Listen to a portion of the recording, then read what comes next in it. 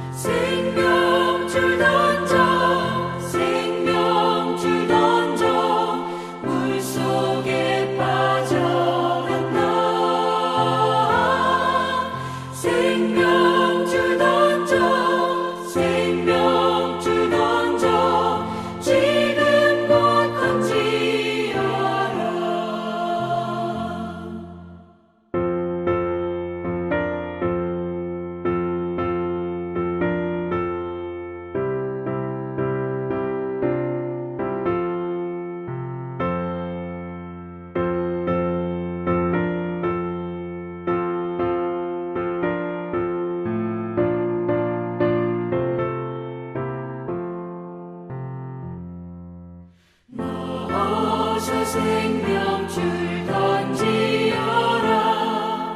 저 형제 지쳐서 허덕인다. 시험과 근심의 거센 풍파 저 형제를 휩쓸어 몰아간다. 생명줄 던져 생명줄 던져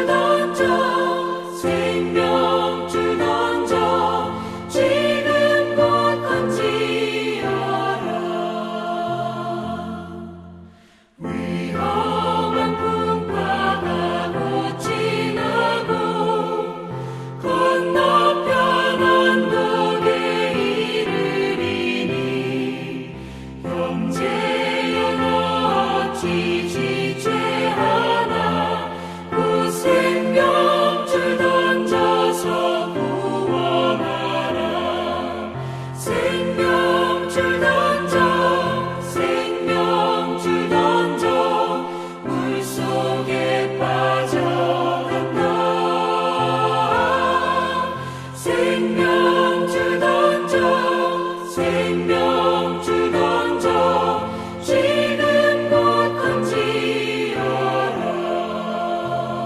아멘. 우리 이 시간에 합심하여 기도하는 시간을 갖겠습니다. 같이 기도하실 때 세 가지 기도 제목으로 함께 기도하기 원하는데요.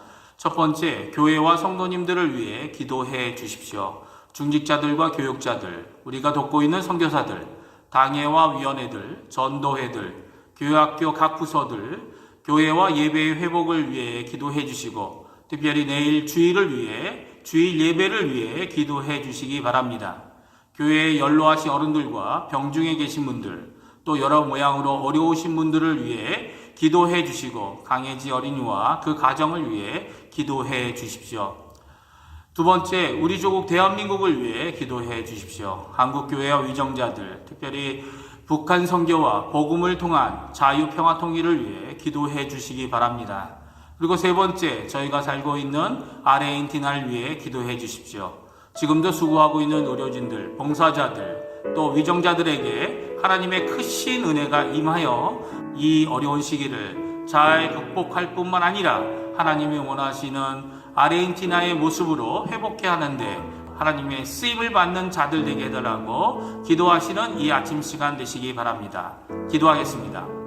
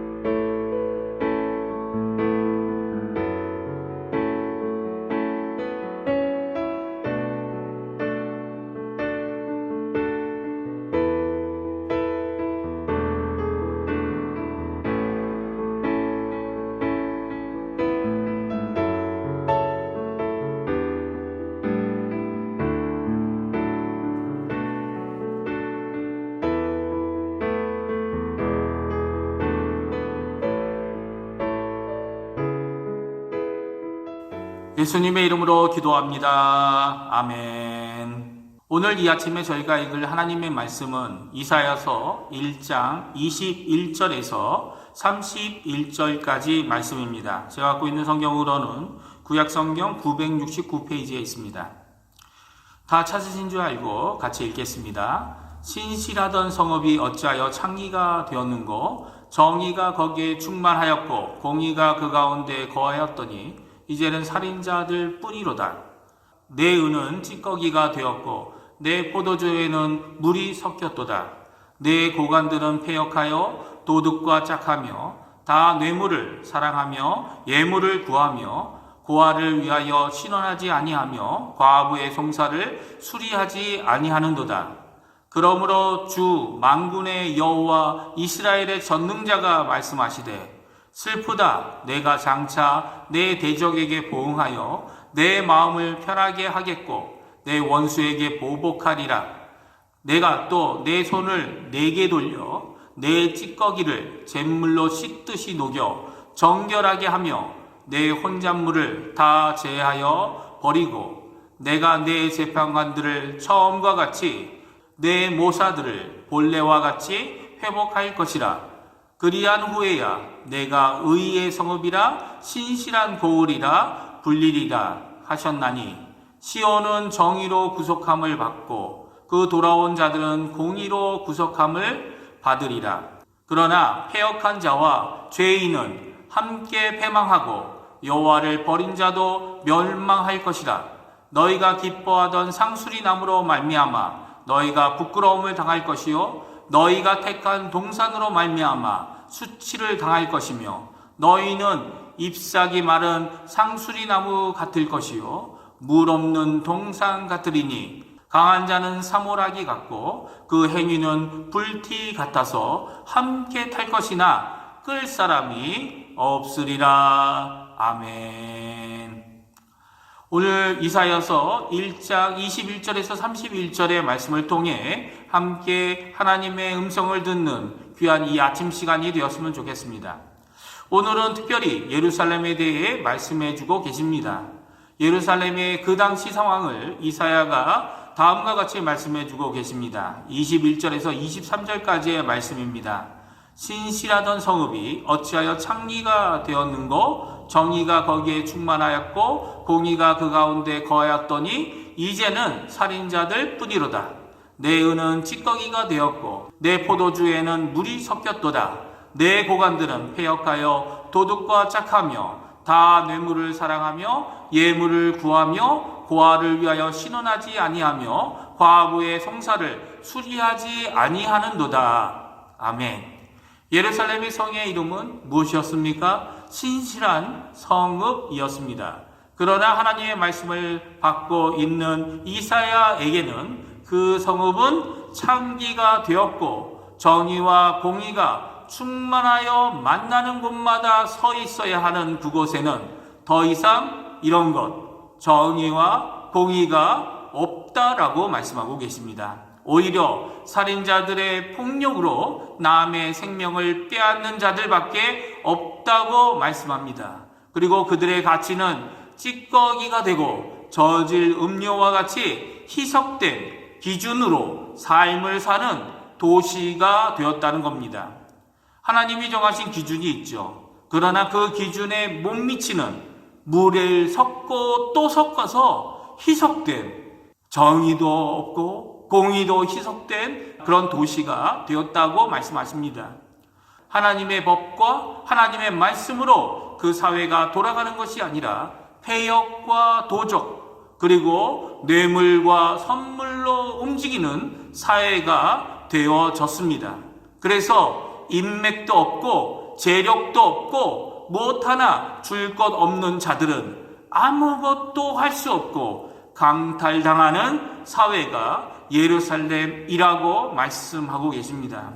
이 예루살렘의 문제는 세상 나라의 도성이라면 전혀 문제가 되지 않을지 모르지만 하나님의 나라 이스라엘의 도성이기 때문에 이것은 커다란 문제였습니다. 그 도성이 가져야 할 것을 잃고 있다고 말씀하시죠. 그것이 세 가지라고 오늘 성경에서 말씀하고 있습니다. 그 하나는 신실함, 공의와 정의, 그리고 약한 자에 대한 도움과 구제입니다. 이것이 시온이라는 이름의 예루살렘의 본 모습이죠. 그 예루살렘을 하나님은 다시 처음의 모습으로 돌려놓겠다고 말씀하십니다.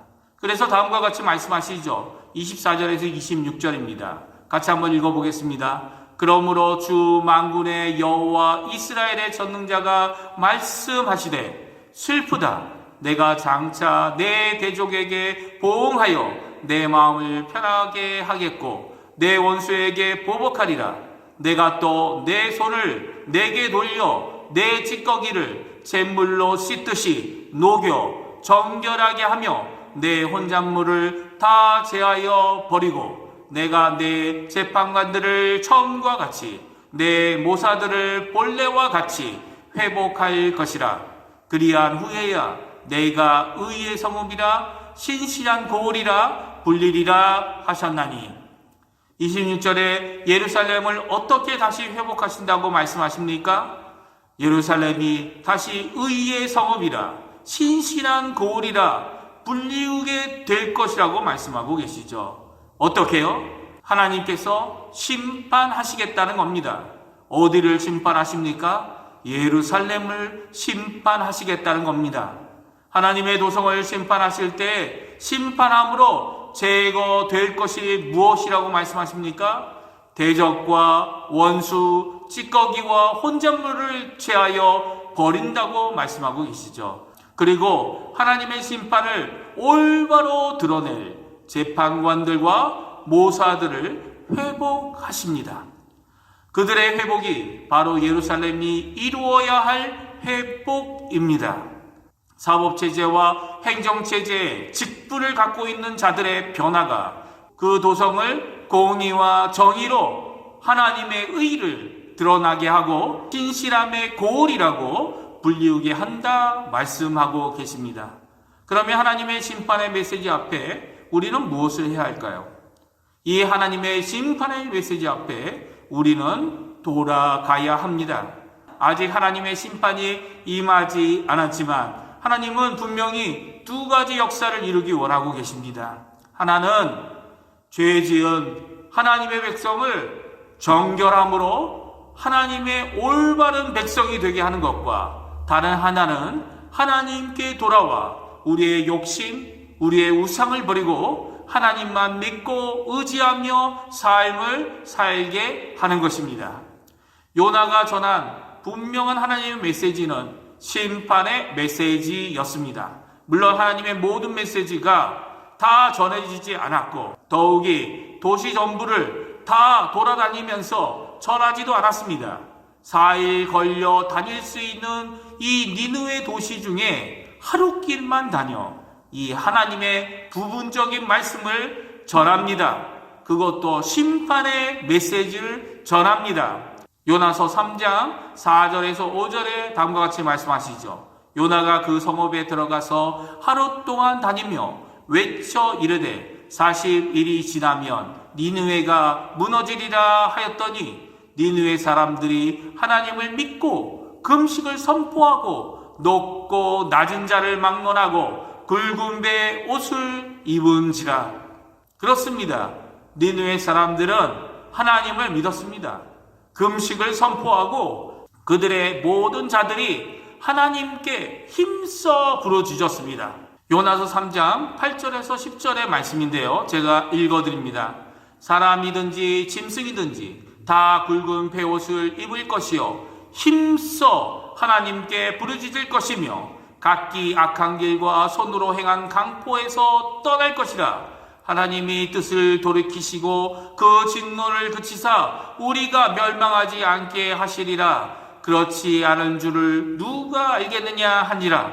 하나님이 그들이 행한 것 곧 그 악한 길에서 돌이켜 떠난 것을 보시고 하나님이 뜻을 돌이키사 그들에게 내리라고 말씀하신 재앙을 내리지 아니하니라.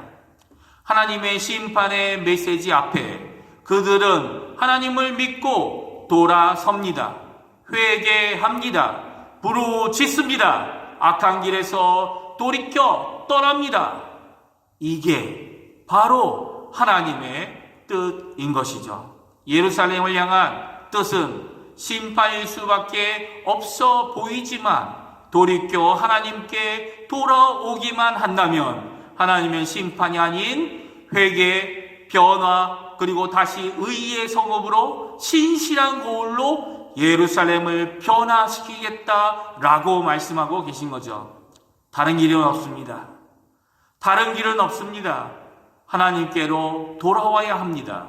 심판의 메시지가 선언되었더라도 지금이 돌아갈 기회이고 지금이 하나님께 부르짖을 때입니다. 오늘 우리에게 온전한 회개, 온전한 심령으로 하나님께 나아가는 오늘이 되시고 또한 내일 주일이 되게 해주셔서 간절히 부르짖는 우리 중앙교회 성도님들 다 되시기를 간절히 축원드립니다. 기도하겠습니다.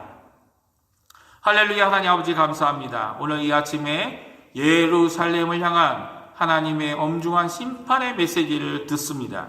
그 심판의 메시지는 단지 파괴와 멸망의 메시지가 아닌 회개와 온전케 함과 정결케 함과 하나님께 돌아오게 하기 원하는 하나님의 사랑의 메시지임을 저희가 듣고 다시 한번 확인하게 됩니다.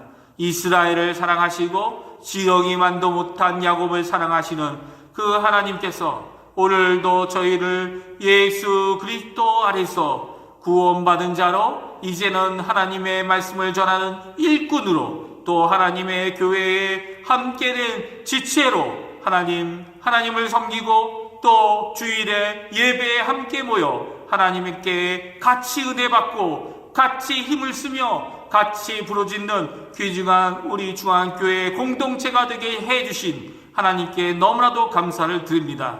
이 시간 간절히 기도하고 원하는 것은 오늘 하루 동안 저희가 하나님께 저희의 마음을 정결케 할 뿐만 아니라 거룩한 성령과 하나님의 말씀으로 저희가 하나님 앞에 온전한 자들이, 거룩한 자들이, 구별된 자들이, 하나님 앞에 기도하는 자들이 되도록 주님 역사해 주시고 주님 앞에 준비된 마음으로 내일 주일을 맞이할 때 하나님이 준비하신 큰 은혜를 받아 힘을 얻고 담대함으로 하나님의 복음을 전하는 하나님의 귀중한 하나님의 자녀들, 하나님의 일꾼들 다 되도록 주님 역사하여 주시옵소서. 저희들이 이 아침에도 가지고 나온 기도 제목들 있습니다. 주님의 손에 맡기오니 하나님의 뜻만 이루어 주시고 하나님이 원하시는 은혜의 역사, 온전한 역사를 우리 가운데 베풀어 주시옵소서. 감사드리며 예수님의 이름으로 간절히 기도하옵나이다. 아멘. 하늘에 계신 우리 아버지여, 이름이 거룩히 여김을 받으시오며 나라가 임하옵시며 뜻이 하늘에서 이루어진 것 같이 땅에서도 이루어지리이다.